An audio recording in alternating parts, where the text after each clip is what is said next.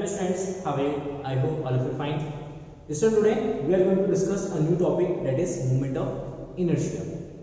It is a new topic of chapter rotational motion, that is moment of inertia. It is the most important topics in physics. So now let's say what is the moment of inertia? Moment of inertia means क्या है? Moment of inertia basically it is a rotational effect of inertia. You just recall the inertia. What is the mean of inertia? Inertia का मतलब है कि जब हम किसी body पे फोर्स अप्लाई करते हैं तो बॉडी मोशन के स्टेट में जाता है, तो मोशन के स्टेट में जाने से पहले वो क्या करता है, अपने उस बॉडी पे जो फोर्स अप्लाई किया था उस फोर्स को वो अपोज करता है, उसको रेजिस्ट करता है। तो उस नेचर को ही हम क्या बोलते हैं, उसका इनर्शिया बोलते हैं। जैसे एक बॉडी है 100 kg का, एक बॉडी है आपका 100 kg और एक ऑब्जेक्ट है आपका 10 kg, ठीक है ना। तो 100 kg के ऑब्जेक्ट को डिस्प्लेस करने के लिए हमें मोर फोर्स अप्लाई करना पड़ेगा, ज्यादा फोर्स अप्लाई करना पड़ेगा, एंड 10 kg के ऑब्जेक्ट को डिस्प्लेस करने के लिए हमें इसके कंपैरिजन में कम फोर्स अप्लाई करना पड़ेगा। So now we know that F is greater than F dash. F is greater than F dash. It means जो 100 kg का एक ऑब्जेक्ट है उसके पास उस फोर्स को रेजिस्ट करने का ज्यादा प्रॉपर्टी है या ज्यादा क्वांटिटी हम कह सकते हैं, या 10 kg का जो ऑब्जेक्ट है उसके पास उस फोर्स को रेजिस्ट करने की कम एबिलिटी है, ठीक है। तो इट मींस जो moment of inertia, sorry inertia जो है basically inertia is a measurement of inertial mass. जबकि इनर्शिया है, inertia basically it is a measurement of mass. मतलब जिस बॉडी के पास जितना ज्यादा मास होगा उस बॉडी के पास उतना ज्यादा इनर्शिया है, जिस बॉडी के पास कम मास होगा उसका इनर्शिया कम होगा। तो बेसिकली अब ये तो हो गया सिंपली आपका रेक्टिलिनियर मोशन में, या जब बॉडी क्या करता है लीनियर मोशन करना है, जब बॉडी में फोर्स अप्लाई करते हैं और फोर्स की वजह से बॉडी एक स्ट्रेट पाथ पे मूव करता है, तो उस केस में inertia is a measurement of मास। जितना मास उतना ज्यादा inertia. So now in a rotational motion जब बॉडी को क्या करते हैं, रोटेट करते हैं अबाउट एन फिक्स्ड एक्सिस और रोटेशनल एक्सिस, देन ये जो मास का जो इफेक्ट है, तो moment of inertia basically it is a effect of rotational effect of mass. Moment of inertia इसको रिप्रेजेंट करता है I, तो I basically it is a rotational effect of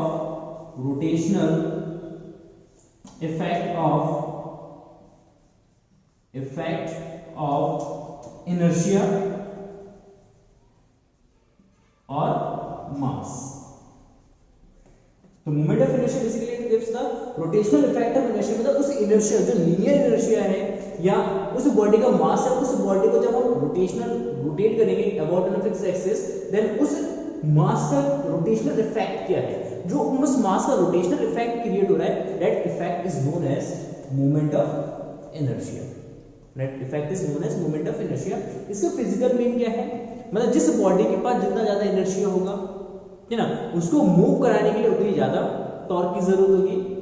जिस बॉडी का मोमेंट ऑफ इनर्शिया कम होगा तो उसको रोटेट कराने के लिए कम टॉर्क की जरूरत होगी। या हम कह सकते हैं अगर कोई भी बॉडी रोटेशनल मोशन में है और उसको रोकना है, उसको रेस्ट में लाना है, तो उसको रेस्ट में लाने के लिए उस केस में हमें ज्यादा टॉर्क अप्लाई करना पड़ेगा उसके अपोजिट डायरेक्शन में, तभी ज्यादा टॉर्क लगाने पे वो रेस्ट में आएगा। या जिस बॉडी के पास मोमेंट ऑफ इनर्शिया कम है, मतलब वो रोटेट कर रहा है, तो उसको रेस्ट में लाने के लिए उसको उस पर कम टॉर्क लगाना पड़ेगा। Is it clear? तो बेसिकली ये रेजिस्ट करता है कि जब किसी बॉडी पे या कोई भी बॉडी रेस्ट में है या रोटेशनल मोशन में है, रोटेट कर रहा है अबाउट फिक्स्ड एक्सिस, ठीक है ना, अगर रोटेशन के कंडीशन में है उसको हमें रेस्ट में लाना है, तो उस पर फोर्स अप्लाई करेंगे, तो टॉर्क अप्लाई करेंगे तो उसको रेजिस्ट करेगा। या कोई भी बॉडी रेस्ट में है और उसको रोटेट कराना है तो उस पर टॉर्क लगाएंगे, जैसे उस बॉडी पर टॉर्क लगाएंगे तो इनिशियली बॉडी क्या करेगा, उस टॉर्क को रेजिस्ट करेगा, उसको रेजिस्ट करने की उसके पास एबिलिटी है, तो उसी इफेक्ट्स को हम बोल रहे हैं moment of inertia. Basically mathematically it is defined as the moment of inertia of rigid body about a fixed axis is defined as the total mass of rigid body and the square of their distance from the axis of rotation. It is a mathematical definition of moment of inertia कि किस तरीके से moment of inertia को हम calculate करेंगे, ये आपका define है total mass of the system. कोई भी मास किसी भी, लेट अस सपोज ये हमारा एक एक्सिस ऑफ रोटेशन है एंड इस एक्सिस ऑफ रोटेशन के अराउंड ये बॉडी है जिसका मास m है, रिजिड बॉडी है, and let us suppose the distance between the axis of rotation and the object is r, then अगर ये इसको यहाँ पे ओमेगा एंगुलर वेलोसिटी से क्या करते हैं, इस एक्सिस के अबाउट रोटेट कराते हैं, then the moment of inertia of this particle I is equal to defined as the mass into r square. It is defined as the product of, defined as the total mass of rigid body and the square of the moment of inertia of rigid body about an fixed axis, defined as the product of, as the product of, as the product of total mass of the rigid body and the square of their distance from the axis of rotation. So now I is equal to mr square. mr square. So now what is the unit of moment of inertia? Then unit is simply unit हो जाएगा इसका, unit is m means kg, r means meter, then kg meter square, and dimension of moment of inertia is kg for m and meter for l, so ml square. This is the dimension of moment of inertia. So now let us suppose we have an n particle system. If we have n particle system,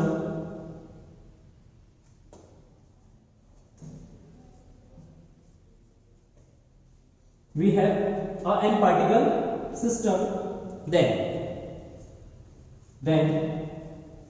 the moment of inertia of the body, then the moment of inertia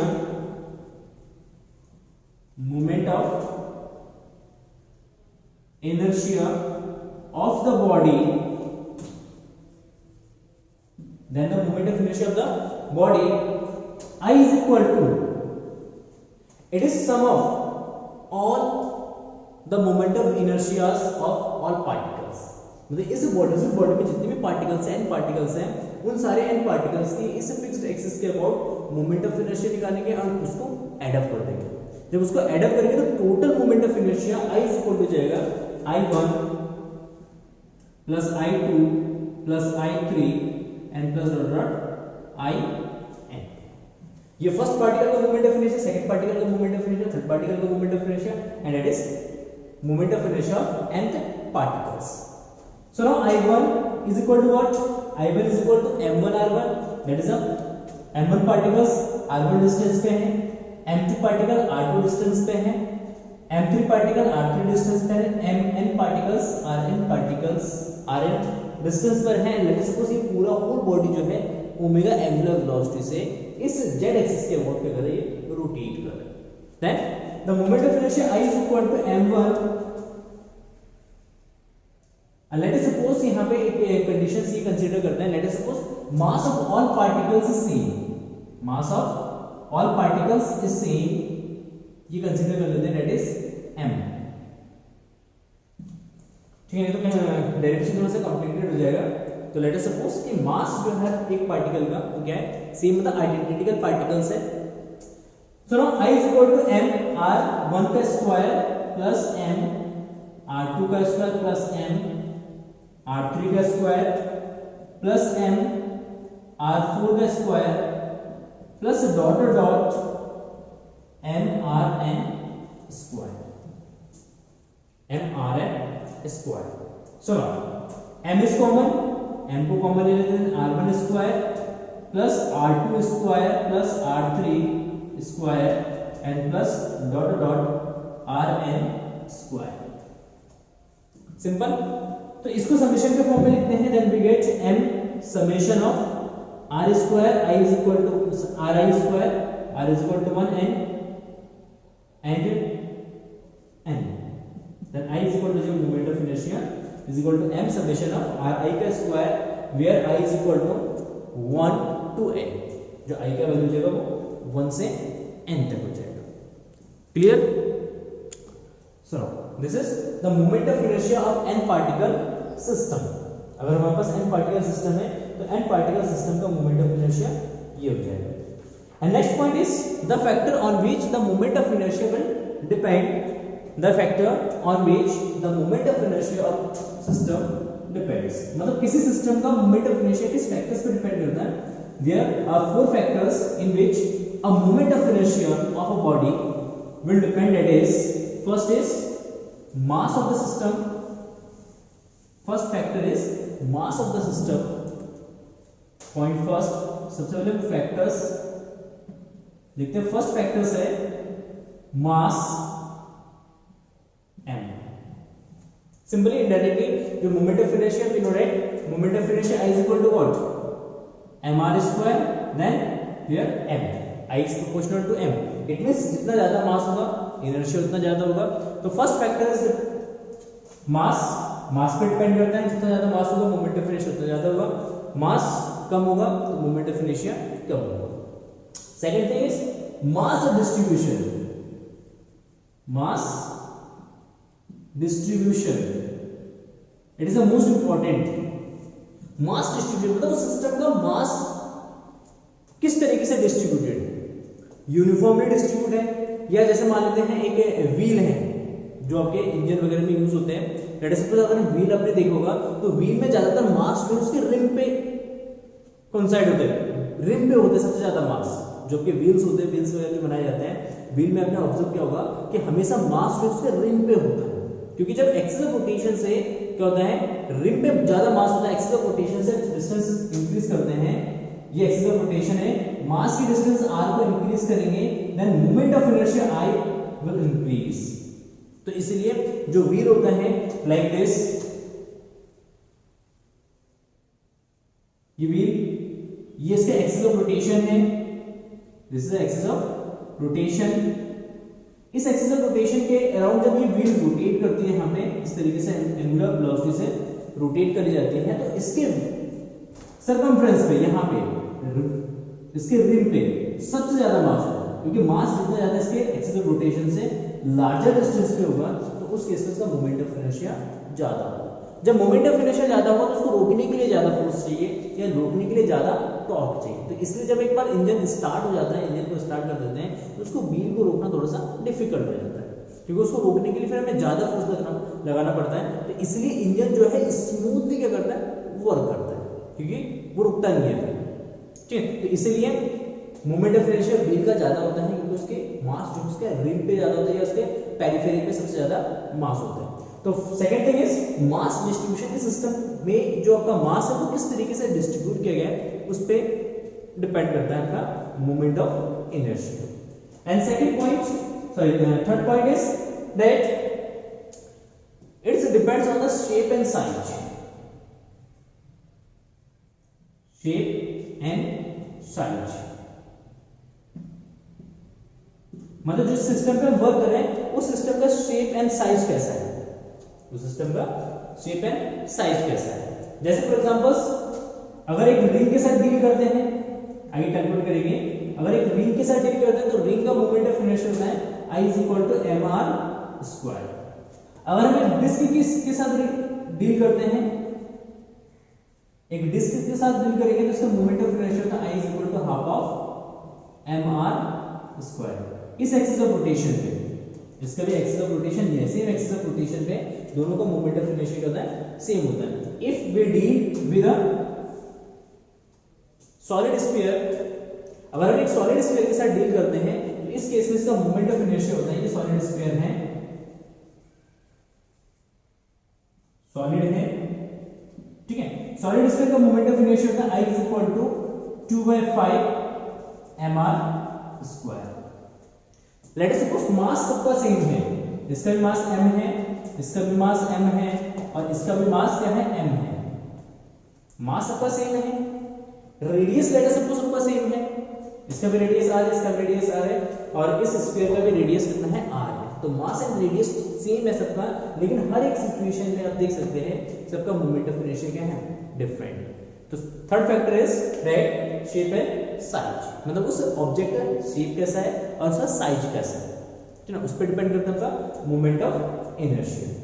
and fourth factor the position and orientation of axis of rotation with respect to body, कि जो हमारा axis of rotation है, इस axis of rotation का location क्या है उस body में, मतलब किसी भी रिजिड बॉडी को किस एक्सिस ऑफ रोटेशन के अराउंड उसको रिवॉल्व कराना है।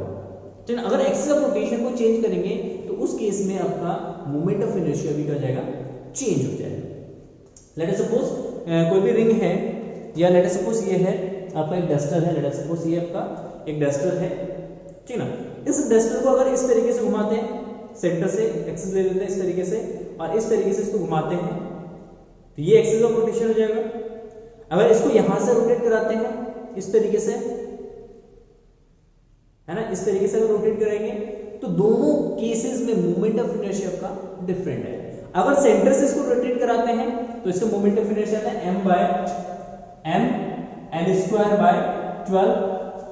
अगर इस एक्सिस से, यहां से अगर एक्सिस पास हो रहा है इस तरीके से, इसके एंड से एक्सिस पास हो रहा है और इस तरीके से इसको रोटेट कराएंगे किसी रॉड को, तो उस केस में इसका मोमेंट ऑफ इनर्शिया होता है 1/3 ml स्क्वायर, ठीक है। तो एक्सिस ऑफ रोटेशन को अगर चेंज करेंगे तो एक्सिस ऑफ रोटेशन को चेंज करने पे भी मोमेंट ऑफ इनर्शिया क्या हो जाएगा, आपका चेंज हो जाएगा।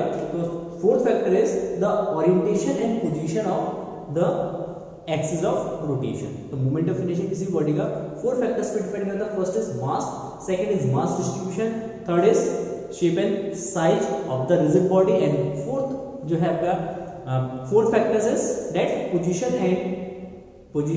And orientation of the axis of rotation, मतलब उस एक्सिस ऑफ रोटेशन का पोजीशन है, ओरिएंटेशन क्या है, उस पे भी डिपेंड करता है आपका moment of inertia. Is it clear? चलो let's say next topic is the relation between the rotational kinetic energy and moment of inertia, rotational kinetic energy and moment of inertia। देखिए rotational kinetic energy and moment of inertia में क्या relation है वो calculate करते हैं, वो देखते हैं, ड्राइव करते हैं।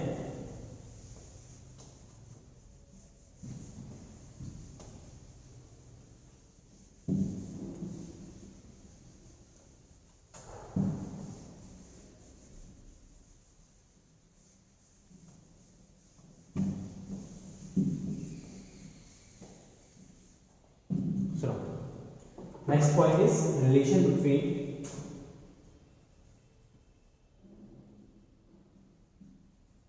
moment of inertia and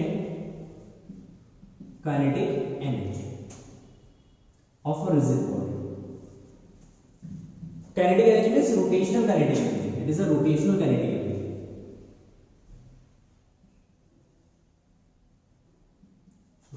Rotational kinetic energy, ठीक है। तो next point is relation between the moment of inertia and rotational kinetic energy. So now let us suppose we have a rigid body of n particle system, जिसमें n particles हैं and mass of each particles let us suppose m है, ठीक है। Mass of each particle let us suppose क्या है, m है, मतलब identical particles हैं, and the position of each particles is r1 r2 r3 rn and so on. हर एक पार्टिकल्स का लोकेशन चेंज हुआ तो उसको रिप्रेजेंट करते हैं r1 r2 r3 and rn से, एंड लेट अस सपोज ये बॉडी जो है इस एक्सिस ऑफ रोटेशन के अराउंड ओमेगा एंगुलर वेलोसिटी से क्या कर रहे हैं, यहाँ पे रोटेट कर रहे हैं, एंगुलर वेलोसिटी से क्या कर रहे हैं, रोटेट कर रहे हैं, रोटेशनल मोशन कर रहे हैं। देन इस केस में हर एक पार्टिकल्स का जो एंगुलर वेलोसिटी वो कांस्टेंट होगा। Why?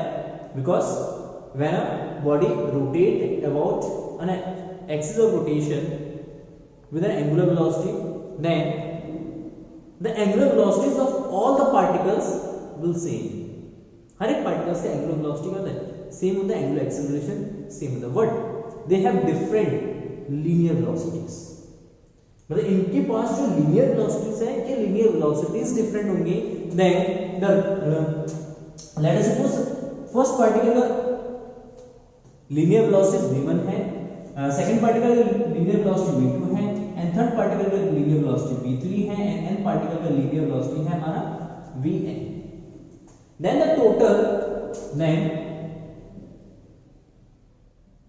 Total kinetic energy of the system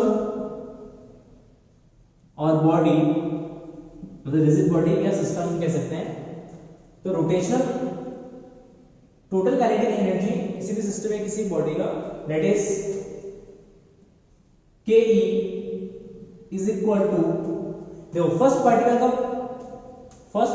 particle के पास एनर्जी है half of m v1 square, plus second particle के पास एनर्जी है half of m v2 square, plus third particle के पास एनर्जी है half of m v3 square and plus dot dot plus half of m vn square, vn square. सुनो clear? Common क्या है? Common ले लो, नहीं कॉमन मत लो,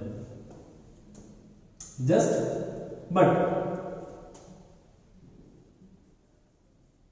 the relation between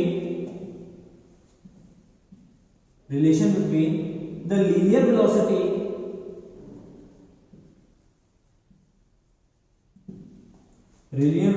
and angular velocity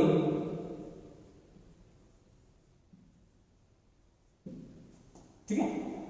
linear velocity angular velocity का relation क्या होता है? v इज इक्वल टू होता है r omega, v is equal to r omega, then v1 is equal to r1 omega, क्योंकि omega सबका same रहेगा, radius सबका डिफरेंट है, then v1 is equal to r1 omega, comma v2 is equal to r2 omega, v3 is equal to r3 omega and dot dot so on, vn is equal to rn omega.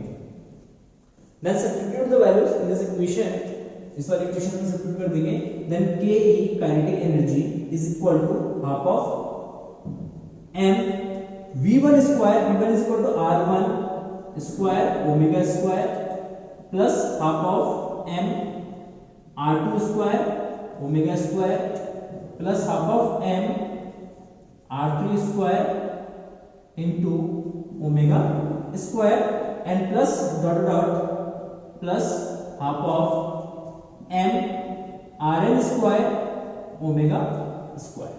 Just हमने क्या करा? v1 v2 v3 and vn का value जो है इस equation में substitute कर दिया। सो नाउ हम देखिए ओमेगा स्क्वायर क्या रहा है? ओमेगा स्क्वायर कॉमन आ रहा है, देन ये जो ओमेगा स्क्वायर कॉमन आ जाएगा, देन ये बचेगा m r1 square plus half of m r2 square plus half of m r3 का square and so on, last वाला टर्म समझना mn rn का square, than half of m r1 का square, ये क्या हो गया? ये moment of inertia first particle, this is moment of inertia of second particle, this is moment of inertia of third particle and so on. इसी तरीके से आपको सारे मोमेंट ऑफ इनर्शिया को करेंगे ऐड अप करेंगे, जब सारे मोमेंट ऑफ इनर्शिया को ऐड अप करेंगे तो ये टोटल मोमेंट ऑफ इनर्शिया हो जाएगा the system, it is the total moment of inertia of the system, then kinetic energy ke is equal to omega square into total moment of inertia of the system, total moment of inertia of the system, clear? So now total moment of inertia of the system, let us suppose I है, then k is equal to I omega square. This is the rotational kinetic energy of a rigid body which is rotate about on a fixed axis. So this is the kinetic energy, rotational kinetic energy, k is equal to I omega square. Clear? It is a very simple derivation. So now note.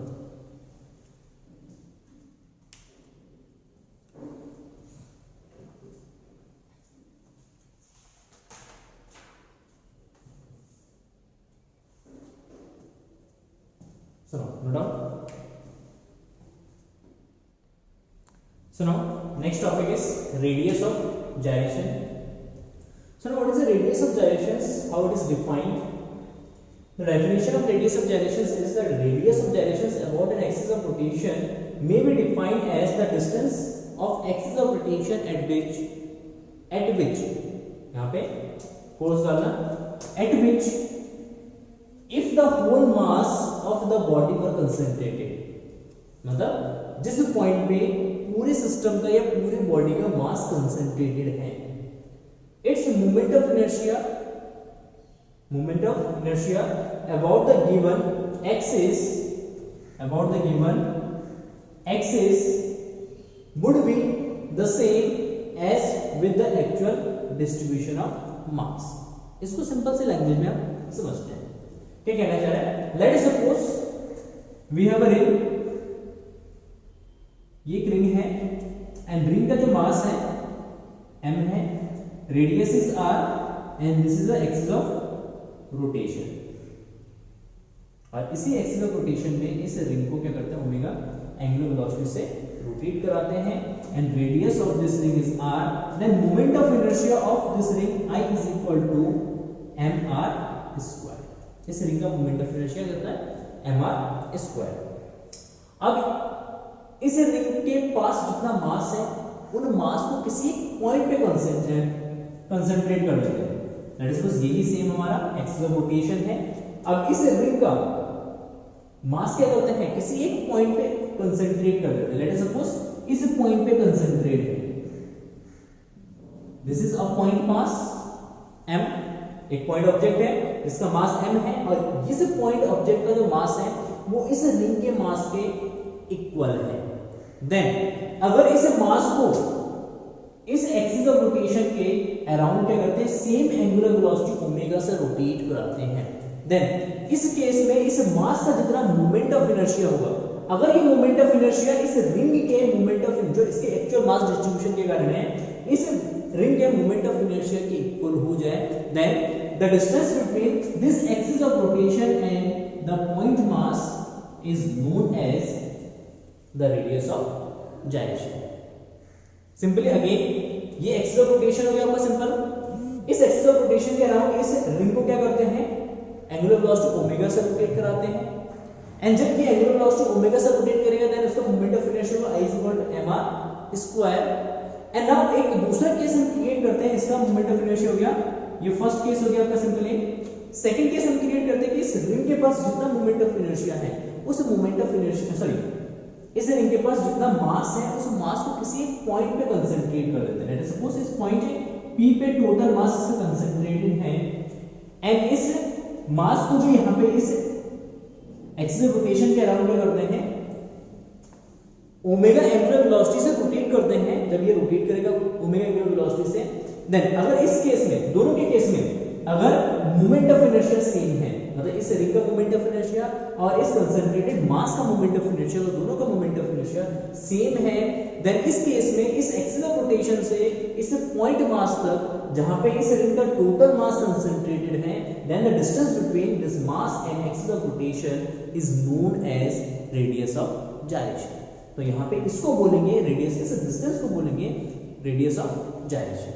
ठीक है, तो ये जगह radius of gyration, the radius of gyration about an axis of rotation may be defined as the distance of axis of rotation at which, देखिए यहाँ पे at which मतलब जहां पे मास कंसंट्रेटेड है, at which if the whole mass of the body were concentrated, मतलब उस point पे जहां पे टोटल बॉडी का मास कंसंट्रेटेड है at point P, its moment of inertia about the given axis. किसका मोमेंट ऑफ इनर्शिया, इट्स मतलब इस मास का मोमेंट ऑफ इनर्शिया इस एक्सिस के about an given axis would be same, किसके साथ सेम है, किसका, with the actual distribution of mass, with the actual distribution, मतलब इस रिंग का जो एक्चुअल मास ऑफ डिस्ट्रीब्यूशन है, इस मास ऑफ डिस्ट्रीब्यूशन का जो मोमेंट ऑफ इनर्शिया है इस मोमेंट ऑफ इनर्शिया के इक्वल।